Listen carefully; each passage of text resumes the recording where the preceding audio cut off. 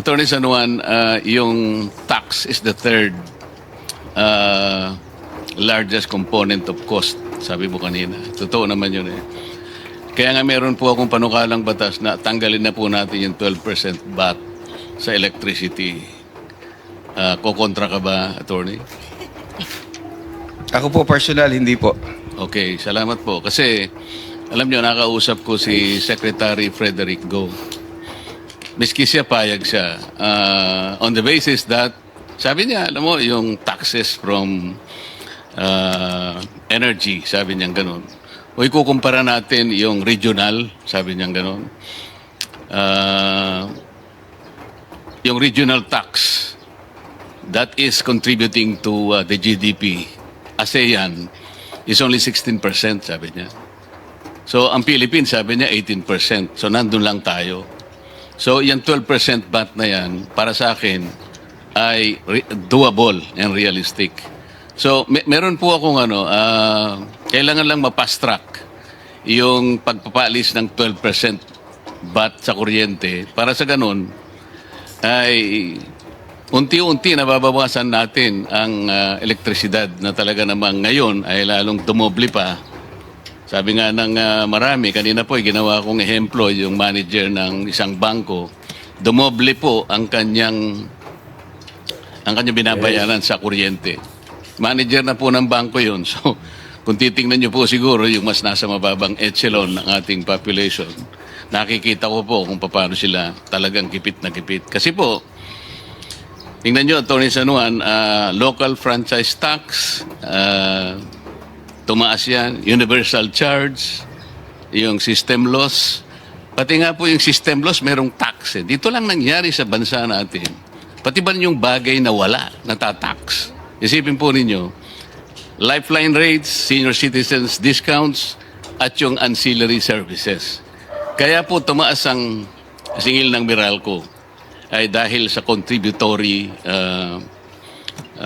factors na ito. Sabi ko nga sa Meralco one time, pati ba naman yung local franchise tax, kayo naman yun eh. Wala namang kinalamanan yung mamimili ng kuryente. Sana yun lang, local franchise tax, kayo naman ang nag-apply nito at tama lang naman kayo lang. Dapat tanggalin nyo to. Yung system loss po, alam po ninyo, Atty. San Juan, Meralco representative, meron pong isang napakagandang desisyon ng Korte Suprema dyan eh. Nung magkaroon ng kaso between Meralco at saka yung dating ERB pa nun eh. Alam po ninyo kung ano yung sabi ng jurisprudence? Hindi mo kailanman maipapasa ang costs, yung gastos sa isang mamimili, sa consumer, kung ito naman ay hindi kanya nakapagbibigay sa kanya ng anumang benefit.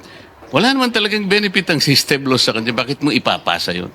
Isa yun sa isang pinakamagandang jurisprudence po na naitala sa kasaysayan ng Supreme Court. Pero hindi po natutupad yun eh. Mula doon sana pag-aralan natin. At mula sa batas po, sinasabi, kinakailangang manaig po yung salita ng batas. Isa po sa mga layunin ng IPIRA ay yung pong pagkakaroon ng affordable rates of electric power.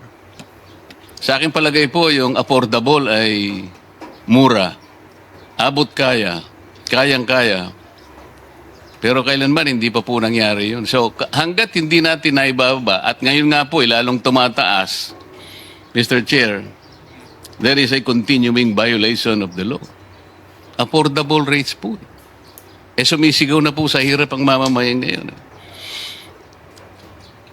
Atty. San Juan, pag-usapan natin ang ancillary rates. Isa po sa malaking bahagi ng gastusin na binabayaran po, napupunta po dun sa listahan, dun sa monthly billing po ng isang consumer.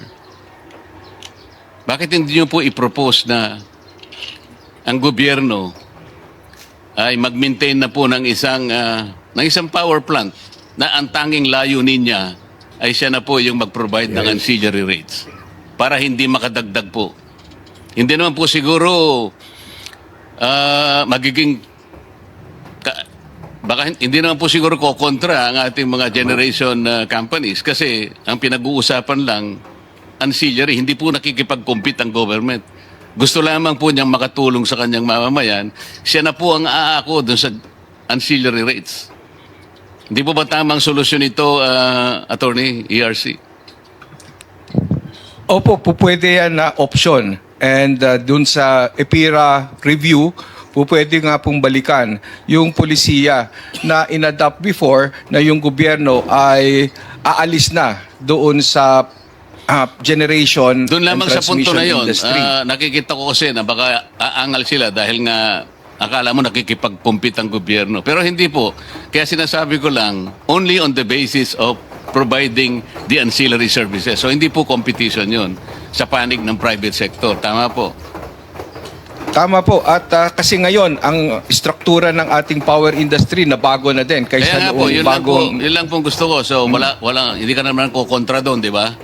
Opo, maaari nga pong mapag-aralan niya ng Kongreso para maribisa yung polisiya na nasa EPIRA. Kasama na rin doon yung polisiya ng pag-allow ng lifeline as an exception to the removal of cross-subsidy principle. Yung system loss naman, meron din po akong panukalang batas dyan. Kasi po yung dalawa pong bahagi yung system loss, isang non-technical at saka yung technical. Sa technical, pwede na natin silang pagbigyan. Talagang kasama po kasi sa sa negosyo. Although sa akin po, ipapalagay ko yung ipapalagay kong business risk yun eh. Pero pwede ko nang pagbigyan eh. Pero yung non-technical, yun maliwanag po na dapat ay hindi ipinapasa sa consumers eh. So, doon sa aking panukalang batas, kaugnay po yun doon sa sinabi ng Korte Suprema. Huwag mong ipapasa sa consumer ang mga gastusin na hindi ng isang distribution utility na hindi naman nakapagbigay ng benepisyo sa kanya. Maliwanag na maliwanag. Yung non-technical po eh. Katulad po halimbawa, nasira yung metro. Non-technical po yun. Nagkaroon ng inefficiency sa panig ng staff, ng accountant nila, iba yung yun po yung non-technical eh. Yung filthy rates. Ninakaw po ng maraming mga magnanakaw ng kuryente. Bakit po natin ipapapasan? Yun po yung gusto kong tingnan natin. It is an angle that should also be investigated. Wala kang kontra doon, Atty. San Juan. Opo, meron lang ako sanang nais Sasagot ka linawin. muna. Kukontra ka ba o hindi? Hindi po ako kontra. O but yan, yung gusto ko yung walang kontra eh. of course, I just want to clarify na kasi yung system Ewan mo na laws... ko, ika-clarify yun. Hindi ka na nga kumukontra, kina-clarify mo pa. Okay na yun Opo, ha? Okay hindi na. po. Okay na po. Okay. Ito pa yung isang area, Atty. San Juan. Ang laking bagay sana ito eh. Panagutan po natin yung ARCOA.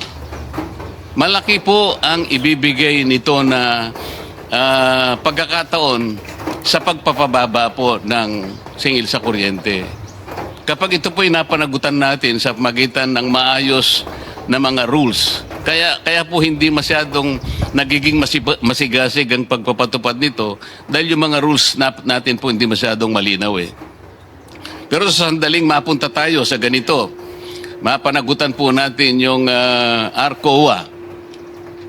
Alam po natin, ang pinag-uusapan natin, ang isang komunidad, meron siyang threshold eh.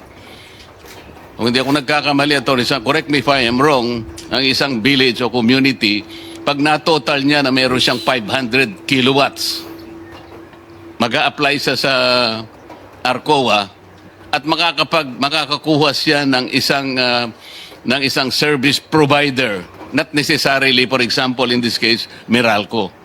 Halimbawa, ang Meralco is 9 pesos per kilowatt hour.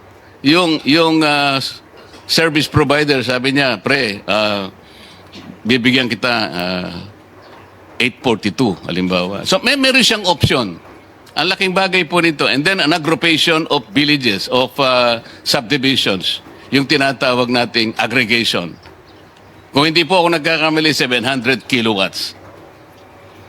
Para ko pong nakita na unti-unti nakakatulong tayo na mapababa natin kung sakasakali pong yung mga regulasyon natin magiging malinaw at saka may pakalat po natin impormasyon na ito, marami po ang mag-a-avail nitong Retail Competition and Open Access na kung tawagin natin ay ARCOA. Wala kang kontra doon, Attorney San Juan. Wala po. In fact, full support kami sa lowering ng threshold. We are supposed to implement now the 100 kilowatt threshold this coming June. We've also approved the retail aggregation program, and we've been actively pushing for this program to be adopted by our communities, by our villages, by businesses na mayroong mga iba't ibang mga offices or branches or mga pwede nilang i-aggregate. Then second, we're also of course naman aware na may mga issues din sila mga distribution utilities on the availability ng kanilang meters na po pwedeng magamit, and at the same time yung mga stranded contracts nila na po pwedeng wala nang bibili kasi nag-migrate na yung ibang customers nila to the retail electricity supplier. So lahat po ito tinitingnan natin para talagang maayos yung pag-implementa natin ng ARCOA po. So walang kontra. Wala po, wala po. Salamat, Attorney Juan pala, hindi San Juan. Pasensya na po. Attorney Juan, may isa pa tayong pwedeng gawin. Kung titingnan po ninyo yung ating mga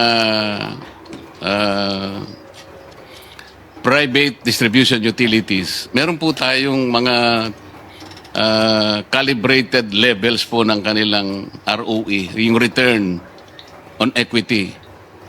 Ito po yung porsyento na kung saan tinitingnan natin kahit papaano hanggang saan ba yung dapat kitain ng mga shareholders or stockholders ng mga private utilities.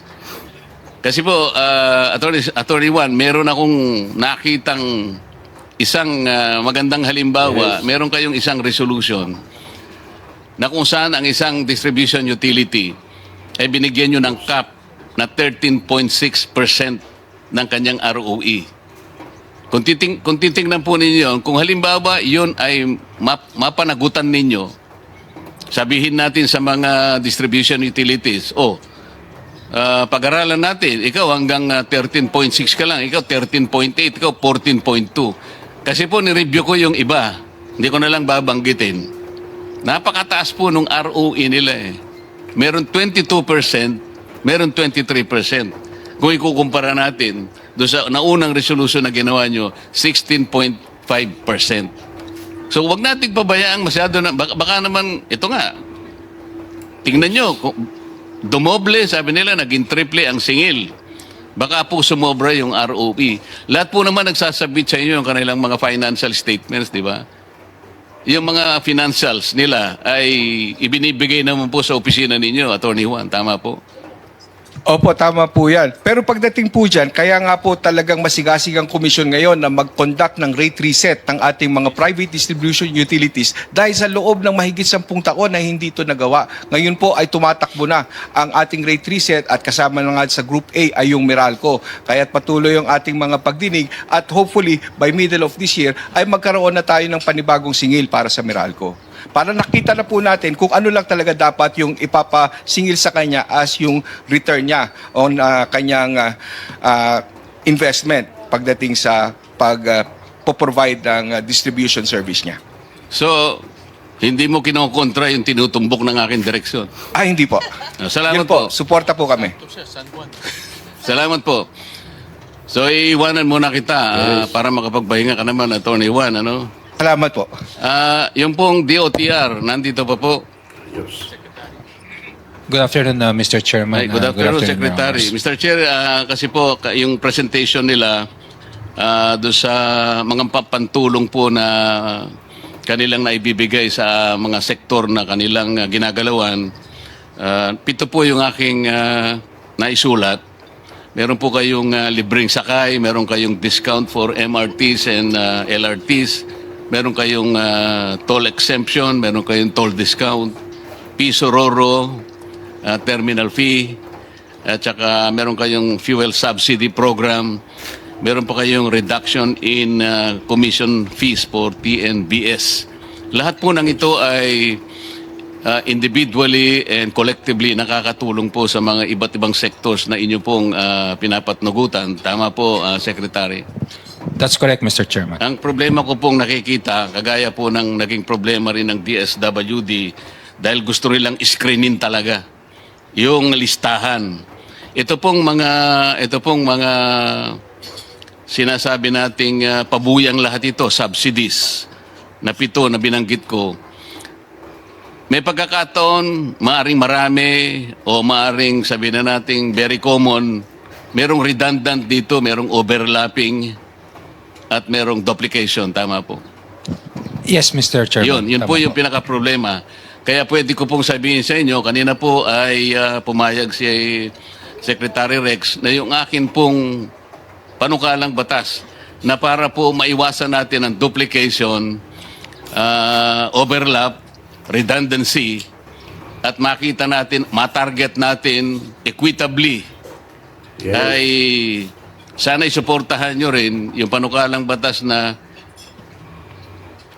palitan na lang natin itong mga interventions na to. Isa na lang pong gamitin natin. Lahat po ng households. Households lang naman. Di natin pinag-uusapan yung commercial at saka yung industrial